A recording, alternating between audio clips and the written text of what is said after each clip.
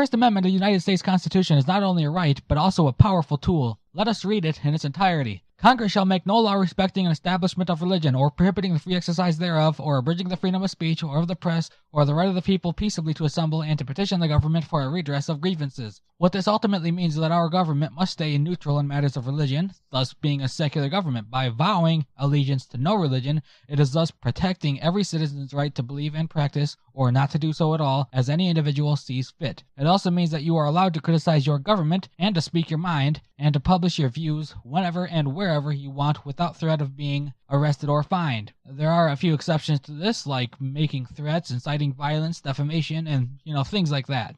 Other rights that are given allow for the gathering in protest and for petitioning the state. Technically not mentioned, but still a legal right granted by the First Amendment, is freedom of association. What this means is that you have the freedom and the right to choose who it is you want to be associated with. The exception to this being discrimination based on race or religion, and hopefully sometime soon, sexual orientation, as well as both gender and sex. Gender and sex being two different words that have different meanings. It's been that way for 40 years. Get over it. Let's talk about the freedom of speech one for a second, though. Oddly enough, it took a few centuries to actually gain this right. If Michael Moore made a film called Fahrenheit Pearl Harbor, he'd have been arrested. In fact, many people during the World Wars were arrested for spreading anti-war sentiment, especially in World War I. Hell, even in 1969, burning an American flag in protest of a civil rights activist being shot would get you arrested. We have never been more free than what we are right now, at least with social and individual freedoms and civil liberties and rights. Freedom of speech is very important for the function of our republic. It allows for the free flow of ideas to be heard and criticized, thus allowing for diverse opinions and ideas, as well as important information to be spread amongst the masses, allowing them to make better decisions at the polls, theoretically.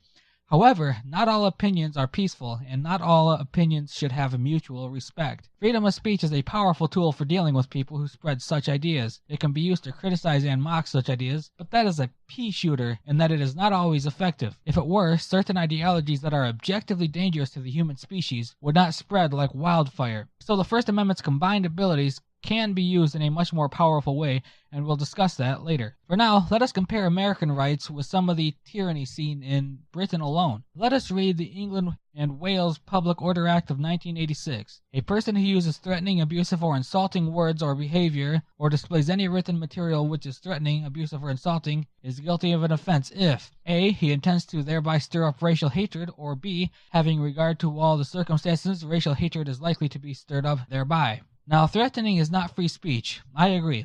However, abusive and insulting behavior, being abusive can take on more forms than just speech. But abusive speech is also illegal. So you could get into legal trouble in the UK for saying a racial epithet or generalizing a group of people in a negative way based on race, basically. A 1994 edition adds an anti-harassment law, and a 2006 edition adds to the no-threatening law. Fair enough. Harassment and threats aren't freedom of speech, and they are invasive to another's individual rights to privacy and safety. Finally, in 2012, the word insulting was removed from this law. Amusing that abusive speech is still illegal, but insulting speech isn't. What's the difference? The severity of it? The tone in which it is being spoken? Perhaps calling someone the N-word would just count as insulting, but calling for the physical removal of minorities counts as abusive, or perhaps even threatening. I don't know. Seems like a legitimate slippery slope, or a law that has language that's a little too vague for my liking. Other countries have similar legislation, so we've seen how such things like hate speech are handled abroad. What about in the United States, however? We're a country without any kind of hate speech laws. How do we deal with those calling for genocide and things like that?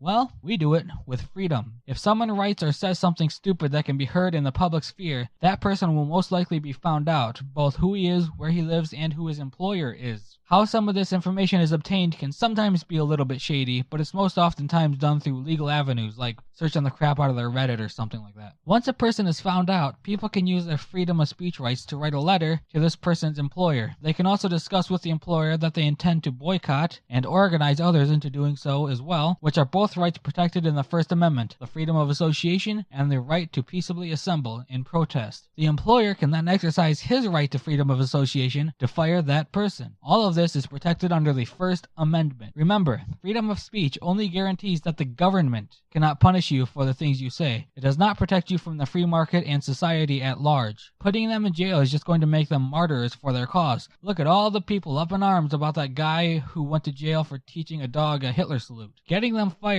will not have that effect. and it'll still be a negative consequence put onto that person who said bigoted things and other hateful and dangerous things. So in conclusion, freedom offers us some rather powerful tools to fight against bigots and people with other dangerous ideology. I suggest that more people exercise it. They did when Bill Maher said, "We have been the cowards, lobbing cruise missiles from 2,000 miles away. That's cowardly. That is a Staying in the airplane yes. when it hits the building.